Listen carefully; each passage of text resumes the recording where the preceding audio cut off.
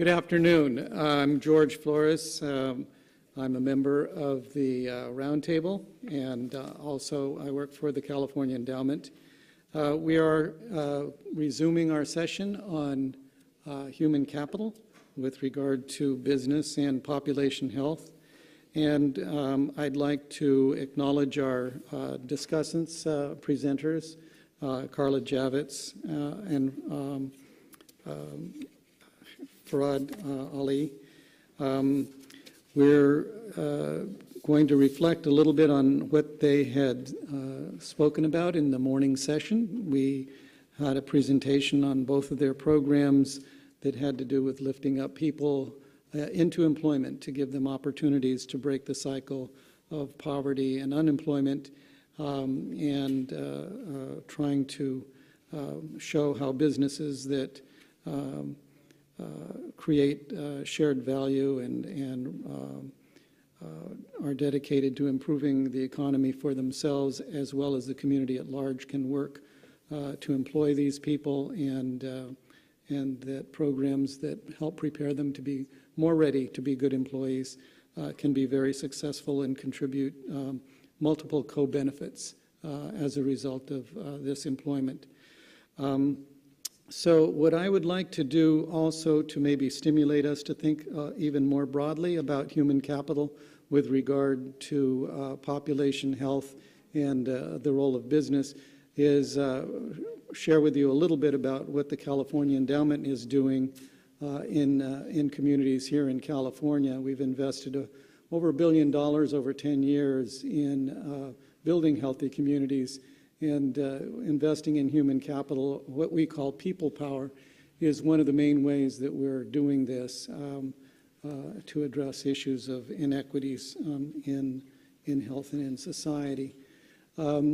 Resident engagement is the root of building human capital and building capacity for people then to participate in society at large. These are written in very tiny numbers, but it just shows that in terms of organizing people together, we can get, even in the places where people are very, very poor, working many jobs over their head financially, and they still have time to turn out on behalf of the welfare of their communities to community meetings and participate in community engagement and address issues like land use safety, school climate, so that they can better their own lot, but also create environments where businesses can come in and work with them to create more opportunities. Youth efforts, extremely important. We had this in a previous IOM meeting about the role of youth in community and youth organizing, but preparing youth for careers, preparing youth for coming into leadership, helping them find a pathway so that they vote, so that they participate in civil society. Incredibly important as part of building a society and a place where both there's a better business climate, a climate for business, as well as better employees and being more employable. Partnering with the Federal Reserve, we talked about in an earlier session, but it's bringing capital investments to sites through various means, through attracting and cultivating co-investors and assessing community development needs and convening stakeholders from various sectors and getting them all involved. We have funding partnerships with Kaiser Permanente that is resulting in things like building the Men's Alliance program in a Fresno Unified School District. This is along the line of the Men and Boys program and lifting up youth of color and giving them futures, giving them ideas about the future and a better trajectory than the school-to-prison pipeline that we know all too well in the communities that we work with. Also analyzing local source job opportunities and helping people recognize those job opportunities in neighborhoods and working with job creation. Even insofar as investing and social impact investing to create greater opportunity for getting access to healthy food, healthy groceries in places that have been food deserts, creating incentives for markets to go into those places, bringing capital investment to low and middle income communities that creates employment and provides products that the communities need, and generating income that can recirculate in those communities, having been done here in Los Angeles and the Central Valley and other places that need this kind of economic stimulus in disinvested neighborhoods, also boosting employee wages. And speaking of wages, we've had a lot of effort go into what's going on in Los Angeles right now, a very active conversation about the living wage, and here in California statewide raising the minimum wage. And these are critically important issues for improving human capital that business is very part of, and we find them on both sides of the fence. Many businesses voice disfavor about it, claiming it'll be a job killer. Other businesses can see the sense in raising the wage and making it more possible for people to afford to live in an expensive state like California and provide for their families. We've accumulated investments under the National Executives Alliance that has been in line with My Brother's Keeper, that President Obama initiative to again lift up men and boys of color, and similarly done similar projects here in California. The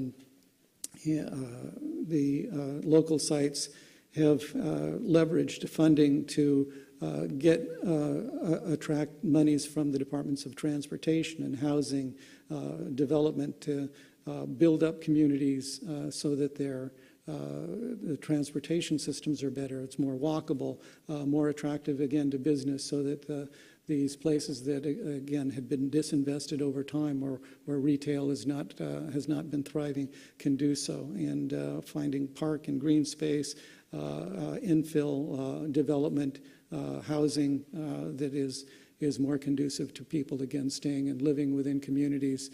Also fighting against things like gentrification. When you improve a community and livability there, the property values go up, and so some of the people that have lived there, again, the tensions are whether they can stay and afford to stay there with the higher rents and the higher property values.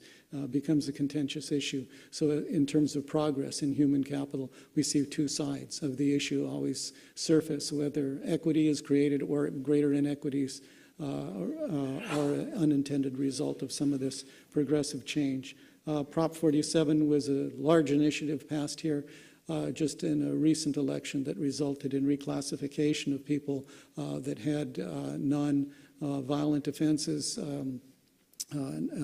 against other people, mostly drug possession and these kinds of things, that were convicted and sent to prison, or have now been reclassified down from a felony to a misdemeanor, so that they can now hold jobs, because so many jobs eliminate people's ability to get hired in the first place if they have a felony on their record. And then it redirects the money that would have been spent in those prisons to programs, just like the ones you heard about today from Carla and Farad, that will retrain people or give them skills in the first place, again, to break this pipeline into prisons for so many of the communities that suffer from health inequities. And then we have health career pathways that we invest in, too, working with employers, potential employers, landing people in training positions so that they can take health jobs all along the health career pathway. I wanted to expand our conversation and the dialogue that we're going to have in our last few minutes of this question-answer session to focus then on the breadth of all of these different aspects of way that human capital can be considered as an opportunity arena to address equities in our communities. And some of the things that we have to focus on is the issue of that we can't just focus on these inequities alone through programs that will compensate for inadequacies in the system. We're not looking only to put Band-Aids. It's important to have programs that lift up people out of poverty, or that lift up people so that they're capable of taking a job. But what that says to us is that there are underlying factors that are the reasons why these people are in the predicament they're in the first place. Why are the communities in a situation where less than 50% of the young people are graduating from high school? Why are people more likely to go to prison than graduate from high school in many of these places? What is conspiring against so much of our society, if we're thinking in terms of equity and in human capital, that is keeping America behind on a competitive basis with so many other countries? We have large portions, large swaths of our population that are underemployed and underutilized. So we have to consider also the politics and practices that contribute to the economic inequality and the concentration of income, wealth, and power. You've heard us talk about the bottom of the ladder in these communities where the inequities are concentrated. We can't just focus there. It's important but insufficient to do so. We have to also look at the top of the ladder. And what about excessive compensation of top executives and the growing isolation of wealthy living in enclaves and is that a human capital issue that bears on population health? Even at lunchtime, people were talking about the giant mansions around here in Orange County and around Los Angeles, of people that live in spacious virtual palaces. And yet you can go to other places here in Santa Ana where people are living 20 and 30 to a two-bedroom apartment and sleeping in shifts just to get by. So that kind of inequity, that kind of result of human capital, and these are employed people, by the way, sleeping in shifts in those apartments, and their bosses at the head of the corporation, meanwhile, are living in enormous mansions. And we know this divergent that is happening and who's benefiting from the economy, where the top 1% is becoming even wealthier and having more and more privilege and power, and the bottom 25–50% is losing ground in our economy. Something has to be said about that. It's not just government's fault. There is really something about the free market, business, employment that contributes to this, and should we be talking about in terms of human capital? Where are some corrective actions and corrective factors? Is it just regulation, or can business take part in answering that question? And is proliferation of low-wage jobs and declining bargaining power of employees a human capital issue? Losing your ability to afford rent and becoming homeless, losing your ability to support your family because of an illness that goes bad on you. Fortunately, we've had the Affordable Care Act that's made insurance available, and people now have coverage by and large, not in California necessarily if you're undocumented, or across the United States, and we have millions of people that still find themselves without eligibility, or if you have a very high deductible, it's still very difficult for families to deal with that. But low-wage jobs, declining bargaining power, again, a human capital issue about how we invest and what we remunerate people for their hard work. And then finally, I guess this is the underlying value proposition, is can a healthy business climate mean, besides making a profit for the business, overall prosperity shared by working people, not just for the benefit of shareholders on Wall Street, but the community at large shares in the prosperity of the business. So I guess that's it. I wanted to throw it open to the audience, have you react to, please, our panelists here, or to these questions that are now perhaps a little edgier than we had been dealing with previously. But what about human capital in this kind of a context, when we consider equity, when we consider fairness, when we consider proportion of benefit from the fruits of business? So please, use the microphone and avail yourself of the opportunity to ask questions.